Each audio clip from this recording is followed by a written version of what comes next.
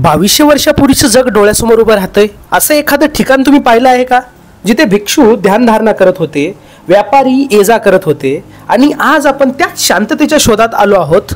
मित्रांनो, स्वागत आहे तुमचं भाजे लेणीमध्ये, महाराष्ट्रातील सर्वात जुन्या आणि सुंदर बौद्ध लेणींपैकी एक.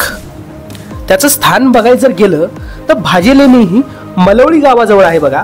लोणावळ्यापासून साधारणतः 12 किलोमीटर आणि पुण्यापासून 60 किलोमीटर अंतरावरती ही लेणी टेकडीवर कोरलेली आहेत. समुद्र सपाटीपासून साधारणतः 400 फूट उंचीवर. इथून संपूर्ण दरी, डोंगर, धबधबे आणि आजूबाजूच्या किल्ल्यांची रांग दिसते. पावसाळ्यामध्ये तर निसर्ग अजूनच मोहक असतो. याचा इतिहास बघायचा झाला तर भाजे लेणींचा इतिहास हा इसवी पूर्व 2ऱ्या शतकापर्यंत जातो. ही भारतातील सर्वात जुनी बौद्ध लेणी मानली जाते. इथे विहार, थोडक्यात म्हणजे भिक्षूंच्या निवासासाठीची खोली आणि चैत्यगृह म्हणजेच प्रार्थनागृह आहेत. त्या काळी व्यापारी कोकणातून डेक्कनकडे जाताना इथे थांबत असत बघा. त्यामुळे लोणावळ्यातील कार्ला लेणी आणि भाजी लेणी यांचं एकमेकांशी जोडलेलं नातं आपल्याला इथे दिसतं. आजूबाजूला लोणावळा, लोहगड, विसापूर हे किल्लेही आहेत, ज्यामुळे व्यापारी व लष्करी दृष्टीने हा भाग तेवढाच महत्वाचा होता.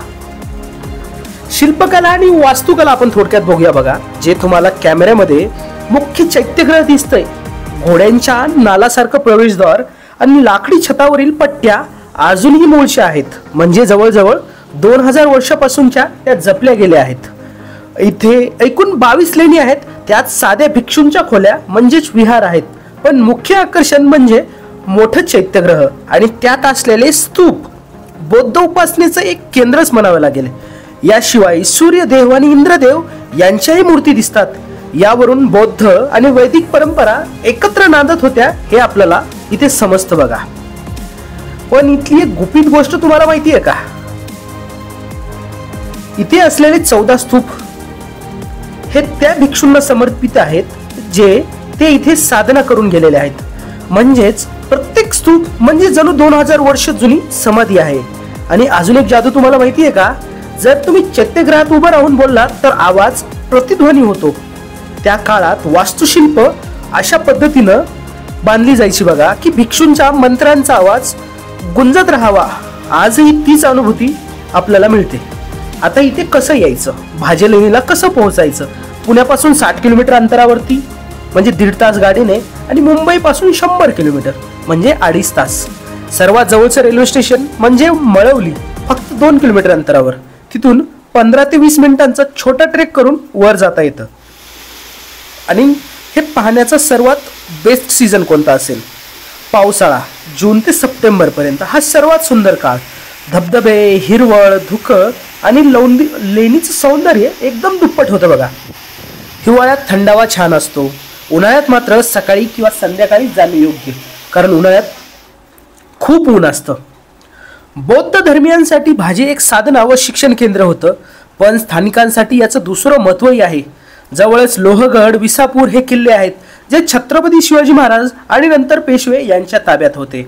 म्हणजेच इथे बौद्ध वारसा आणि मराठ्यांचा इतिहास एकत्र नांदताना दिसतो. इथे येताना अशा काही महत्त्वाच्या गोष्टी ज्या तुम्हाला घ्यायला पाहिजेत त्या मी तुम्हाला थोडक्यात सांगतो. तुम्ही आरामदायी शूज घाला, कारण ट्रेक करायचं आहे आपल्याला. पाणी आणि थोडं खाऊ बरोबर ठेवा. शक्यतो सकाळी लवकर या, कारण शांतता अनुभवता येते.